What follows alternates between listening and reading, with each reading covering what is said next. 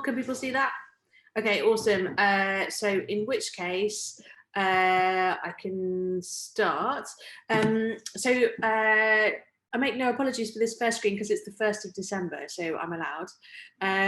So tips for grant applications, and I'll just say who I am, just in case people don't know. I'm Reshma Patel. I'm one of the I was one of the Health Services Research Centre Fellows, and I did I'm doing an obstetrics project, which I applied for funding in the April 2019 round of the NIA grants, and I got given the OAA large grant award.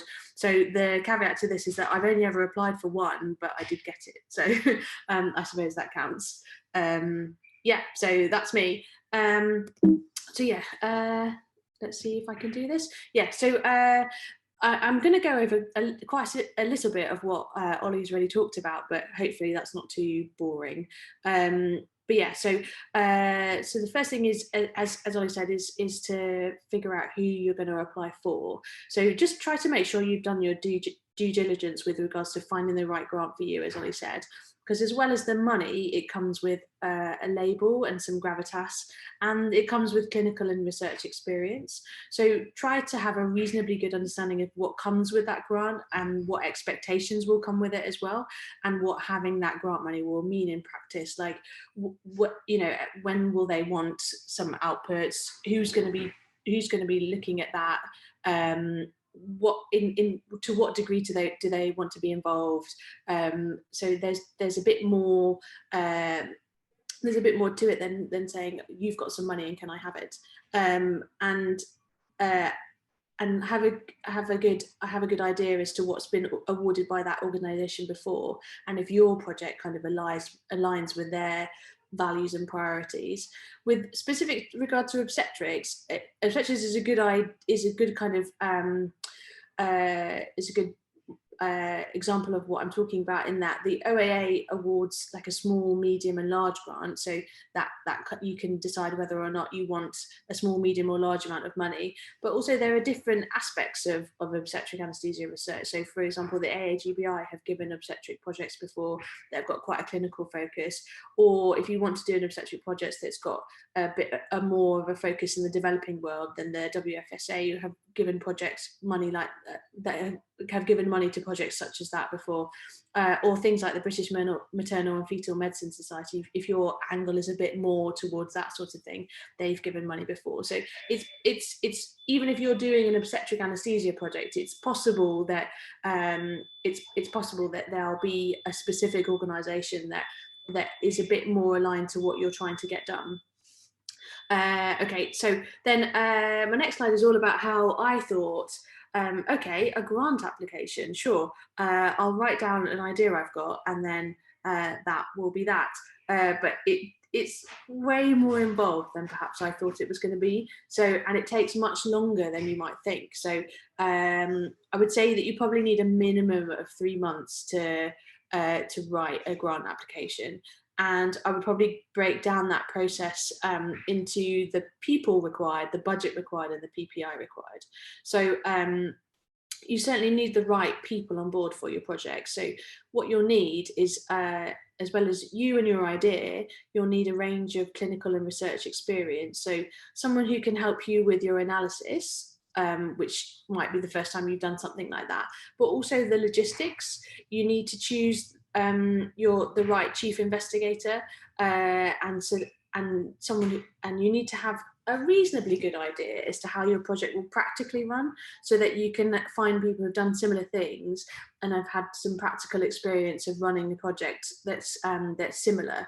And the other reason you need a reasonably solid idea of how your project will run is because it will help you budget for what you need. So Ollie talks about this a little bit, but in general, you've got kind of 3 costs. So there are directly incurred costs, and that's things like staff, so things like technicians, research advisors, and then non-staff directly incurred costs, which are things like consumables or travel or recruitment.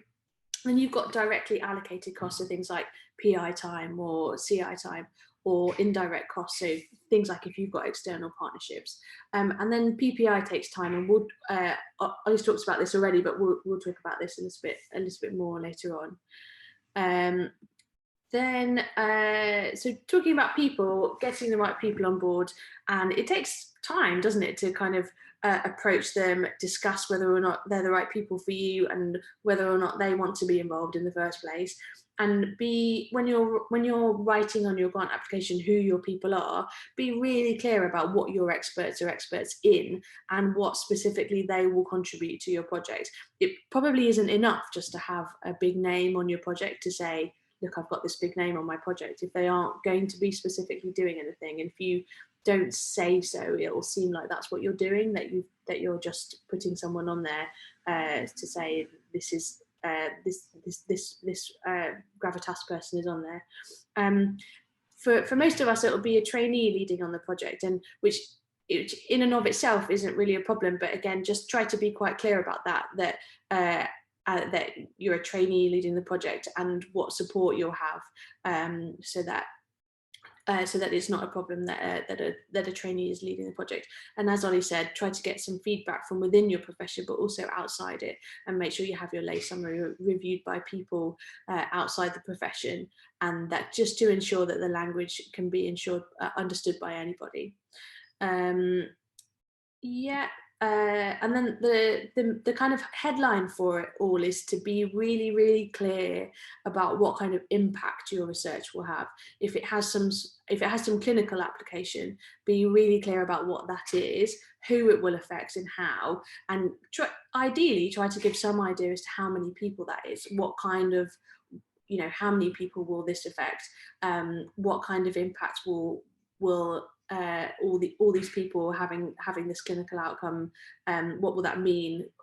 So just if you can make some sort of statement in your application about what kind of clinical impact you'll have, that can be quite powerful. And it just helps if you're spelling that out for them rather than they have to infer it for you. Then the next thing is to be realistic, well, as realistic as you can be, because chances are you probably haven't done anything like this before. I'd never done anything like this before. I'd never participated in research before. And so it's if possible, try to be as realistic about your methodology and about your timeline as you can be.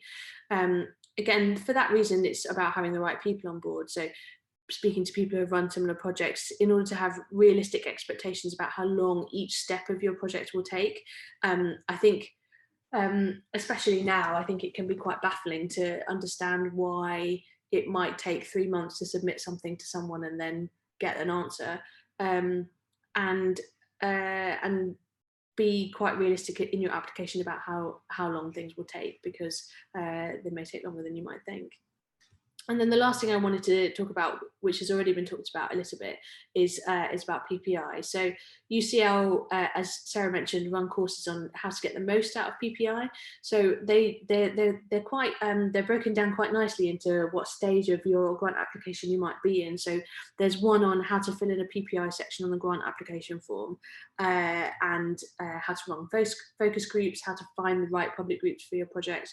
And all this stuff takes time, so it takes a long time to run workshops or focus groups. And there may be places where you can find a PPI organisation set up already. So again, Ollie's talked about PCPI, but if I was thinking about OBS again, the Royal College of Obstetrics and Gynecologists have a Women's Voices PPI group, or so often each individual hospitals will have maternal patient groups that you can access. The Whittington's got a fathers group as well, which is more unusual, but it might be an angle that you're interested in.